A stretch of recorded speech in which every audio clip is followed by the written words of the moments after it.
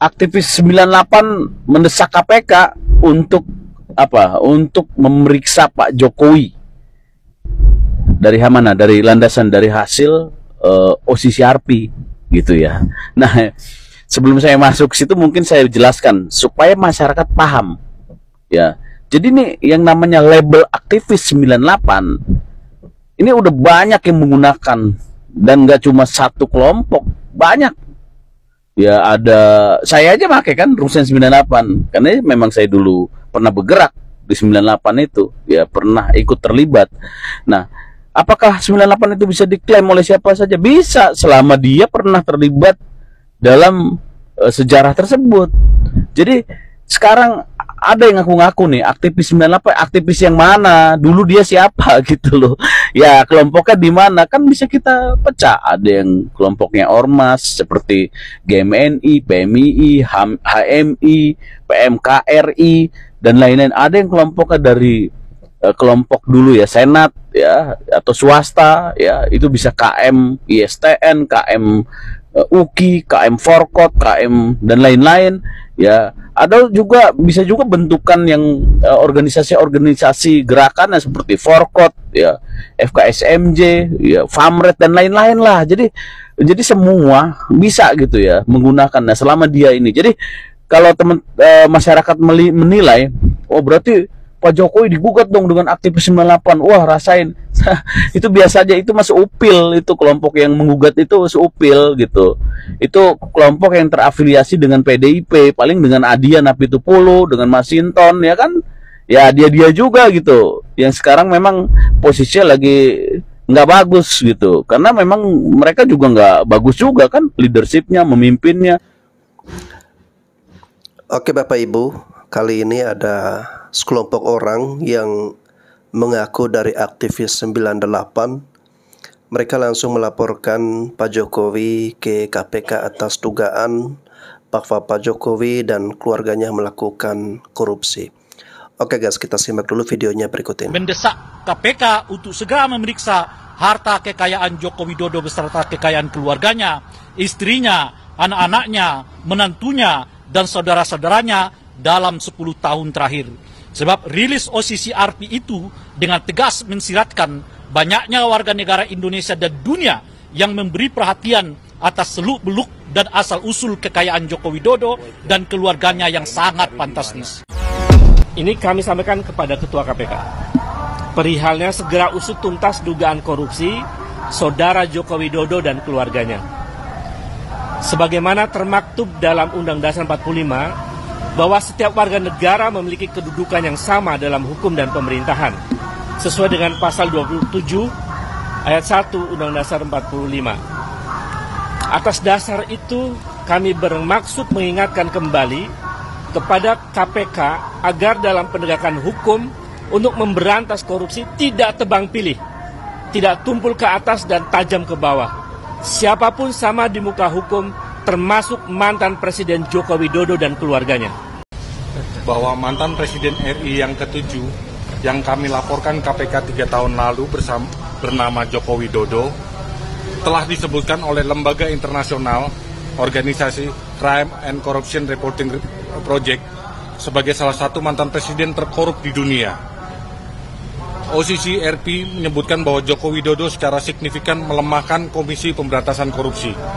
Selain itu, OCCRP juga menyebutkan bahwa Jokowi telah merusak lembaga pemilihan umum dan peradilan Indonesia yang menguntungkan ambisi politik putranya bernama Gibran Rakabuming Raka. KPK yang bersikap pasif terhadap kasus dugaan korupsi Joko Widodo telah menguatkan asumsi yang kuat bahwa KPK bekerja untuk kepentingan menyelamatkan uang negara, bahwa KPK bekerja bukan untuk kepentingan menyelamatkan uang negara, tetapi demi kepentingan menyelamatkan penguasa, mantan penguasa, dan bahkan oligarki di lingkaran kekuasaan. 4. Belum adanya laporan masyarakat seperti yang diungkapkan KPK adalah tidak benar. Sebab kawan kami aktivis Nurani 98, tadi sudah disebutkan tahun 2022 dan 2023 yang 4 yang lalu, telah pernah melaporkan dugaan KKN dan tindak pidana pencucian uang yang dilakukan oleh keluarga Joko Widodo ke KPK pada tanggal 10 Januari 2022 dan laporan dugaan gratifikasi dan atau suap berupa penggunaan jet pribadi mewah oleh putranya yang bernama Kaisang. Selain itu, ada juga laporan dari TPDI pada tanggal 23 Oktober 2024. Disebutkan pula bahwa dalam persidangan mantan Gubernur Maluku Utara juga muncul istilah blok Medan yang disinyalir terkait dengan keluarga Joko Widodo. Jadi, KPK minta laporan seperti apa lagi, padahal sudah banyak yang melaporkan Joko Widodo dan keluarganya, khususnya kepada KPK. Maka dan oleh karena itulah, kami dari Eksponen 98 yang tergabung dalam Nurani 98, yang memiliki tanggung jawab moral dan konstitusional pada sejarah reformasi 98, mendesak KPK untuk segera memeriksa harta kekayaan Joko Widodo beserta kekayaan keluarganya, istrinya, anak-anaknya, menantunya, dan saudara-saudaranya dalam 10 tahun terakhir.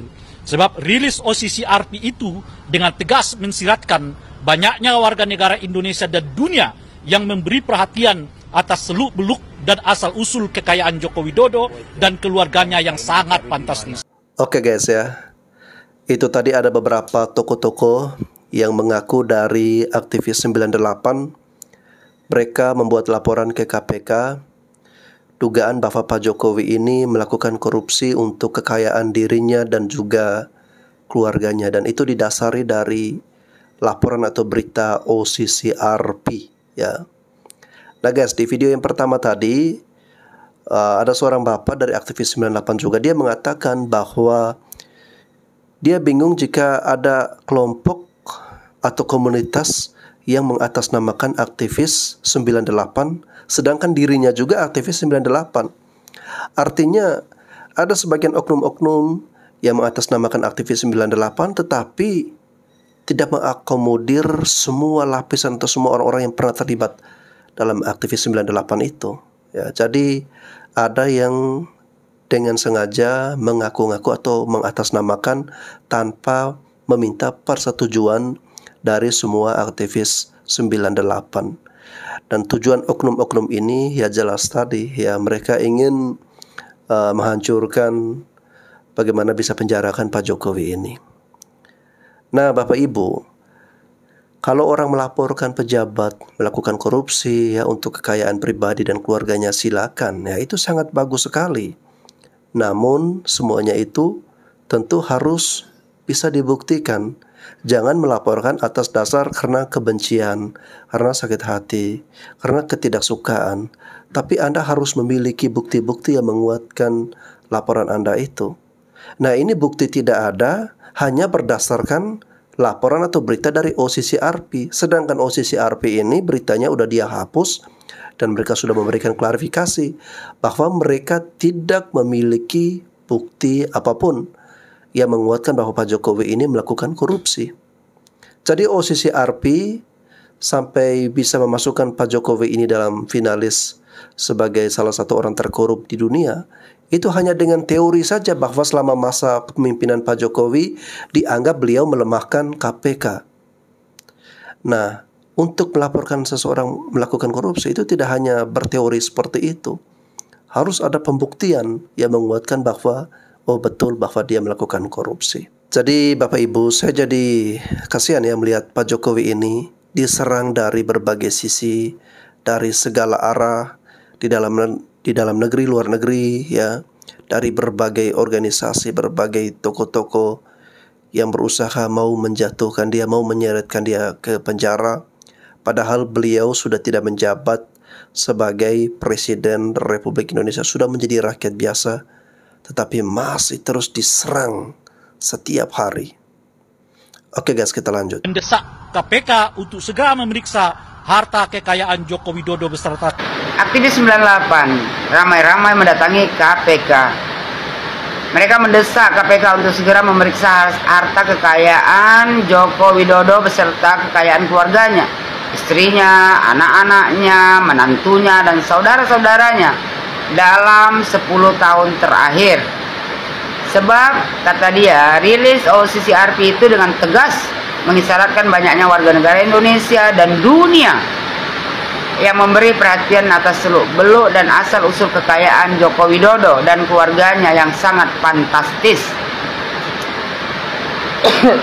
buat kau aktivis 98, pengamat politik abal-abal, ya, masa OCCRP mau dipercaya? Sementara OCCRP sudah mengklarifikasi, ya, bahwasanya mereka tidak punya bukti untuk menetapkan Bapak Jokowi sebagai presiden terkorup dunia. Anda pula bilang OCCRP itu dengan tegas mengisyaratkan banyaknya warga negara Indonesia. Ya, banyaknya warga negara Indonesia itu warga negara yang mana? Warga negara Indonesia yang mana? Yang 16% sama 24% paling. Mereka menetapkan Pak Jokowi sebagai presiden terkorup itu berdasarkan polling. Ya, polling. Berdasarkan polling dari netizen. Berdasarkan laporan-laporan dari netizen yang tidak bisa dipertanggungjawabkan. Paling yang ikut polling di situ kayak 16 sama 24. Jadi kau, ya, penyakit hati dibuang dan kau pelihara. Sepintar apapun kau, ya, kalau kau punya penyakit hati, jadi bengak kau jadinya. Kalau Pak Jokowi mau korupsi, ya, 10 tahun dia jadi presiden, nggak perlu dia stop ekspor nikel. Dari situ dia udah bisa dapat uang, kaya raya dia. Nggak perlu Freeport, ya, diambil alih Pak Jokowi, dikembalikan kepada negara Republik Indonesia. Nggak perlu tuh proyek raksasa Rokan Mahakam yang 50 tahun di tangan asing dikembalikan Pak Jokowi ke Pertamina. Kalau Pak Jokowi mau korupsi, udah kaya raya dia, nggak perlu diadakannya hilirisasi.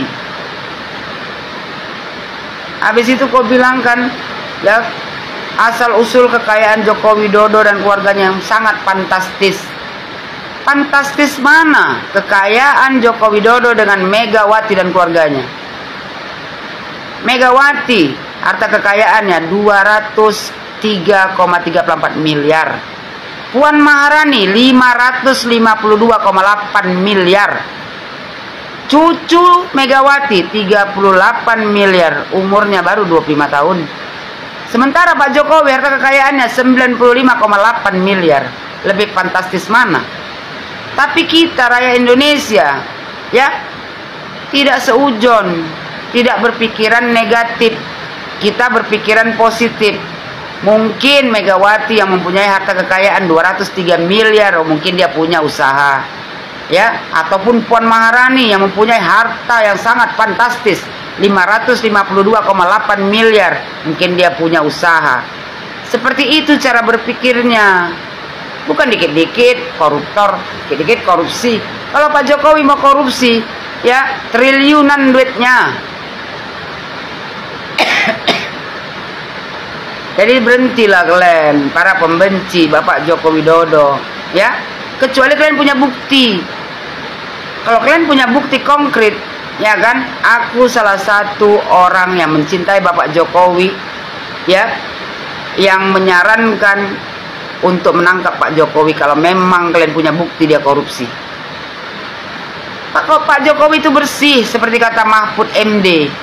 Kalian mau nyari kesalahan yang ada, dia bersih dari korupsi. Jadi berhentilah, stoplah semua ini, fitnah memfitnah. Apa lagi yang mau kalian cari? Kenapa gak sama-sama membangun negara Republik Indonesia ini? Bersihkan dari fitnah-fitnah keji. Ini memfitnah aja. Bukti tak ada. Sibuk mau nyuruh KPK, ya, untuk menyelidiki harta kekayaan Pak Jokowi. Tapi kau tak punya bukti. Mana KPK mau jalan? Kau bawa data, kau bilang. Data kau sendiri berdasarkan sakit hati. Ada-ada aja kalian ini. Makin lama kalian ini orang-orang yang mengaku pintar, sekolah tinggi, ya, dapat gelar sepanjang 6 meter. Tapi kalau udah punya sakit hati, ya, bukan malah makin pintar kalian, makin bengak kalian semuanya. Kalian mempertontonkan kebodohan kalian sendiri dengan setiap hari memfitnah Pak Jokowi. Ya, bilang Pak Jokowi korupsi, tapi kalian tak punya bukti. Omong-omong saja. Oke Bapak Ibu, jadi betul juga ya apa disampaikan oleh netizen ini bahwa kekayaan Ibu Puan Maharani dan juga Ibu Mega itu jauh lebih banyak, lebih besar daripada Pak Jokowi. Tapi kenapa Pak Jokowi yang menjadi fokus laporannya? Pak Jokowi yang menjadi sorotan laporan kekayaannya? Padahal Pak Jokowi ini kan sudah tidak menjabat sebagai Presiden Republik Indonesia. Tapi ya itulah guys ya, kalau rasa ketidaksukaan, rasa kebencian itu sudah menyelimuti hati nurani kita akan bertindak tanpa menggunakan akal sehat kita lagi guys. Sahabat Onel, sehat ya? Mantap. Nah, kali ini sebelum saya berangkat beraktivitas, saya coba dulu membuat sebuah konten video ya. Konten video yang berisi menjawab komentar dari seperti ini gitu ya.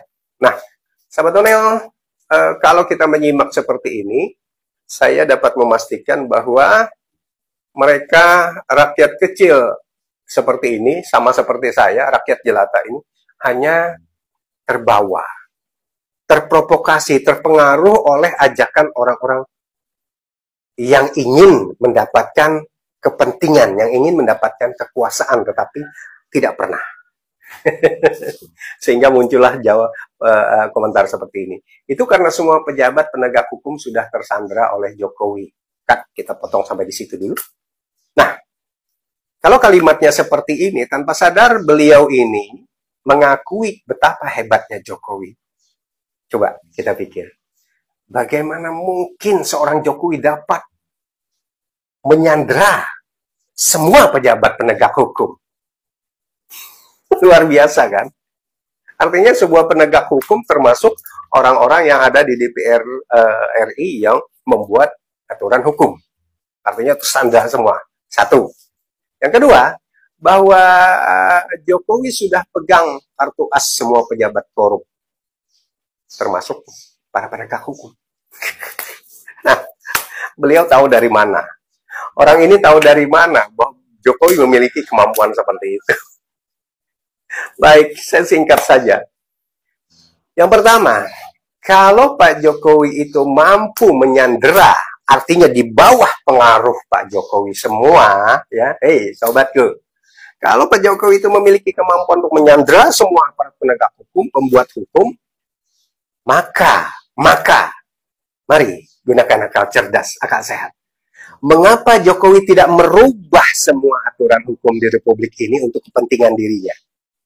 Saya ulangi, kalau tuduhan Anda seperti itu, mengapa Pak Jokowi dengan kekuatannya menyandera dan pegang kartu as, mengapa Pak Jokowi tidak merubah undang-undang di Republik ini dan menjadikan beliau, Pak Jokowi itu sebagai presiden seumur hidup?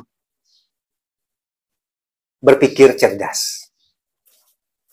Jangan sampai Anda juga menjadi sakit hati karena Anda tidak mendapat apa-apa dari Jokowi. Yang ribut, yang memprotes, yang ingin menjatuhkan Jokowi, yang ingin memenjarakan Jokowi itu, saudaraku, itu adalah orang-orang yang sakit hati, yang tidak mendapatkan kesempatan. Abraham Samad, itu kemarin dia ingin menjadi wakil presiden, tetapi tidak diperhatikan. Sama dengan Mahfud MD. Beliau juga berharap menjadi wakil presiden, tetapi tidak, hanya dijadikan menteri. Nah, termasuk dengan, sekali lagi saya ulangi ini, kenapa PDIP bermusuh? Anda mungkin orang-orang dari PDIP. 5 tahun pertama, saya ulangi, 5 tahun pertama, periode kekuasaan Jokowi, PDIP begitu menjadi anak emas. Saya ulangi, 5 tahun pertama, kekuasaan Jokowi sebagai presiden, PDIP menjadi ratu. Megawati menjadi pimpinan, menyetir Jokowi. Semua keinginan PDIP dituruti. Mari kilas balik. Nah, jangan sampai Anda yang membuat ini, ikut-ikutan seperti Koni, ya, Koni Bakri itu. Kenapa Koni sekarang berbalik memusuhi? Karena satu, Koni tidak mendapatkan kesempatan apa-apa. Koni sebagai seorang broker senjata, dia tidak digunakan, tidak dipakai oleh Jokowi. Terlebih-lebih kepada Prabowo. Apalagi Pak Prabowo adalah orang militer asli.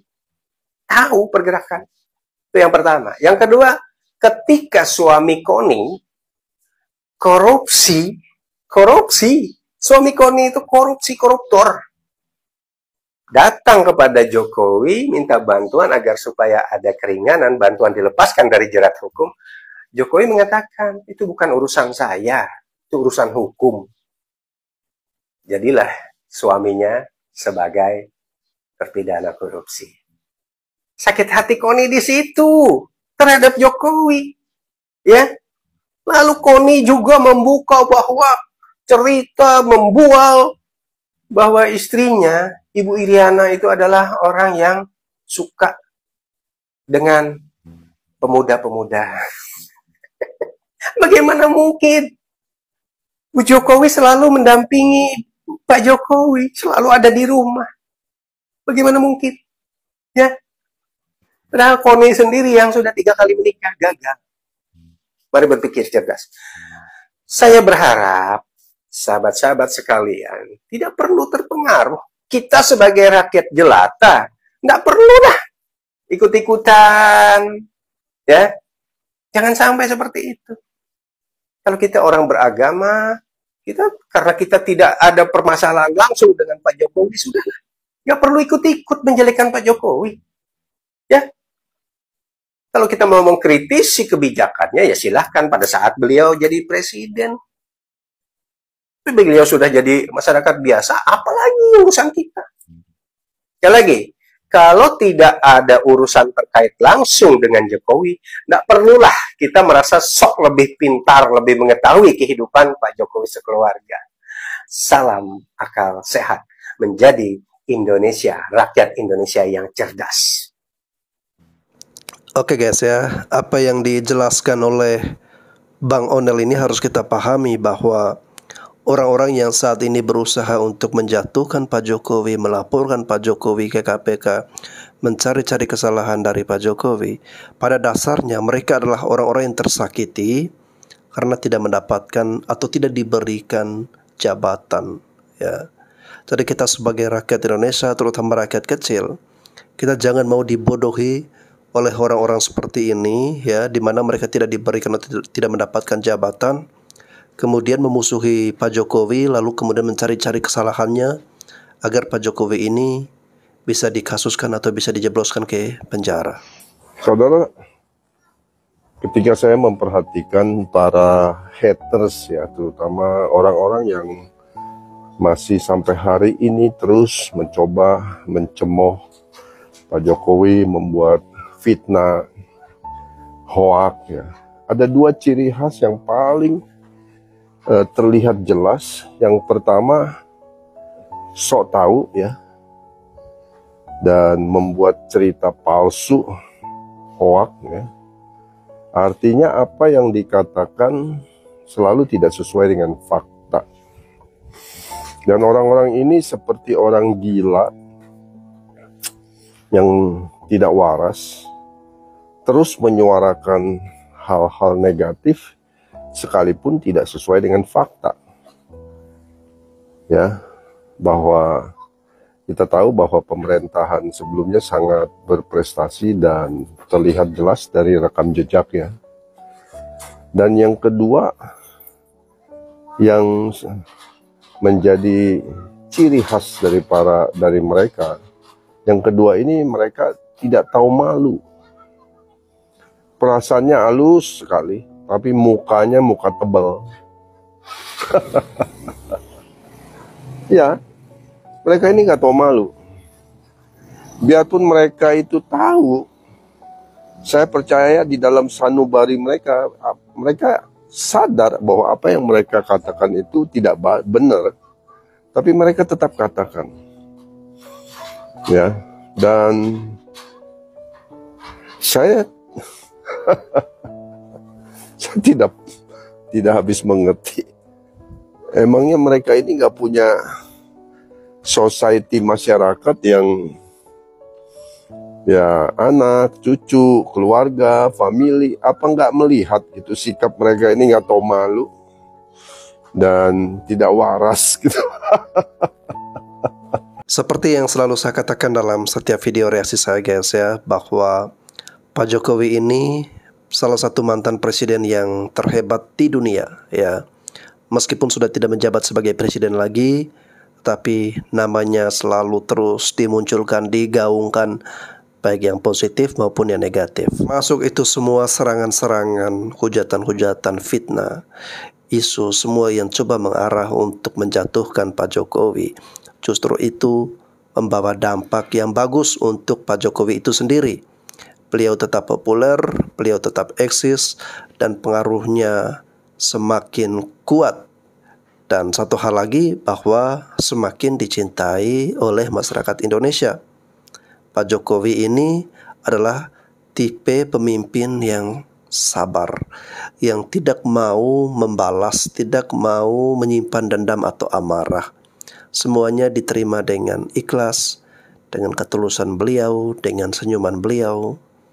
Oke, kita doakan guys ya, semoga Pak Jokowi tetap sehat, tetap kuat menjalani cobaan hari. Dan saya mengucapkan terima kasih untuk teman-teman yang menyaksikan video reaksi ini sampai dengan akhir ini. Sampai jumpa lagi di konten-konten saya selanjutnya.